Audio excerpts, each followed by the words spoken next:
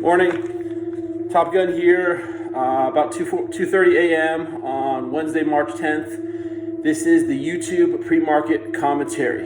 All right, section 1, tech bounces hard. Okay, so after months of this rotation from growth to value, it got a little overdone, and tech snapped back really hard. Tech and growth as well snapped back really hard yesterday. With the NASDAQ up 3.68% compared to 1.42% for the S&P and 1.91% for the Russell. So the NASDAQ was the big leader for a change. Okay, and we can also see that growth crushed value. I've got the chart of the IVW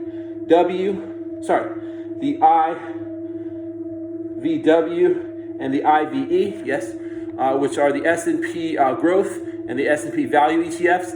And the S&P growth ETF was up 3.08% yesterday, while the S&P value ETF was down 0.26%. So huge disparity that we've been seeing the other way, with value significantly outperforming growth. A little mean reversion yesterday, and people started picking up some of the stuff that they've been dumping for a while.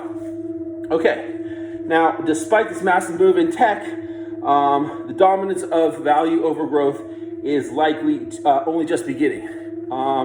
JC Parade of All Star Charts had a really excellent short post on technical analysis on the issue of growth versus value yesterday, which I highly recommend you read, a quick read.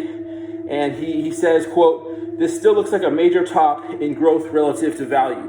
And then you can see this in his chart of the IWF, which is the Russell 1000 growth ETF, divided by the IWD, which is the Russell 1000 value ETF.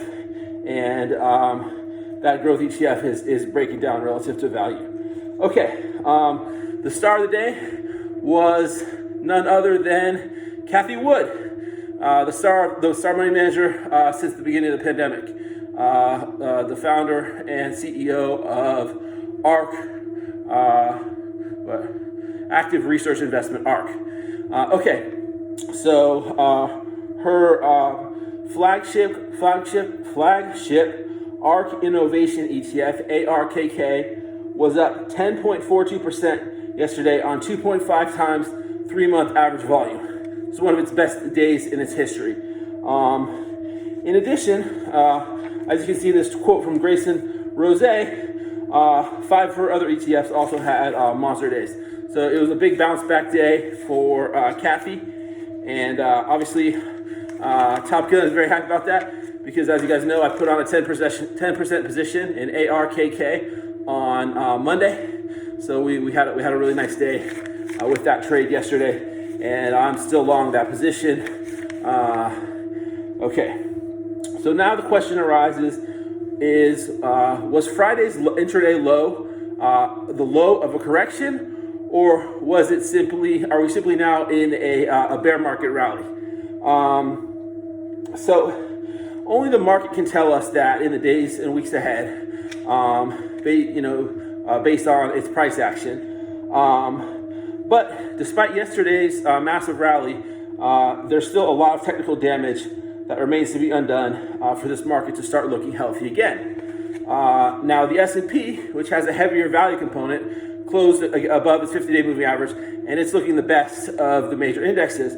However, the growthier areas of tech, which have led this market higher, are still well below their 50-day moving averages.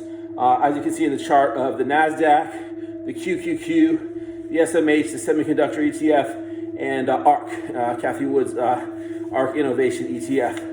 So there's still a lot of technical damage for these ETFs to undo, the NASDAQ and these ETFs to undo, to prove that the bull market is back and healthy.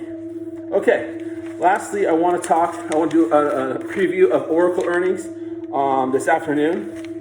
So let me just get to that section. Okay, so Oracle has been this old dinosaur left for dead by Wall Street for decades. But Eric Savitz wrote a cover story for Barron's about 2.5 weeks ago on Saturday, February 20th, saying that Oracle was transitioning into the cloud, and it was now a cheap cloud play. And this article lit a fire under the stock. As it got everybody's attention, it was extremely well written, extremely well researched, and the stock is up almost 19% in the 12 sessions since that article. Okay, so many analysts jumped on the bandwagon and have been increasing estimates for Oracle. And so Dan Gallagher of the Wall Street Journal, in his Oracle earnings preview yesterday, titled "Oracle's Low Bar is Rising," points out that analysts are now expecting almost 3% revenue growth for the current quarter. Now you say, almost 3%? This is anemic.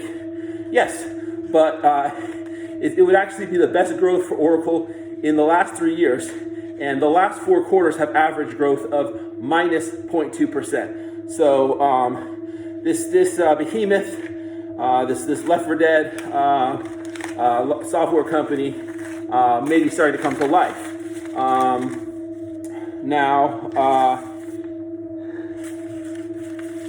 This is a stock that I've wanted to own since I read Savitz's brilliant article, but it's just moved too far too fast in the last 12 days. And so I'm looking for a pullback. And this earnings report may be disappointing, and it may be a catalyst for that. It may not. But I'm a buyer at the 21-day moving average around 65. All right, that's it for today. I see you guys tomorrow morning. Have a great day.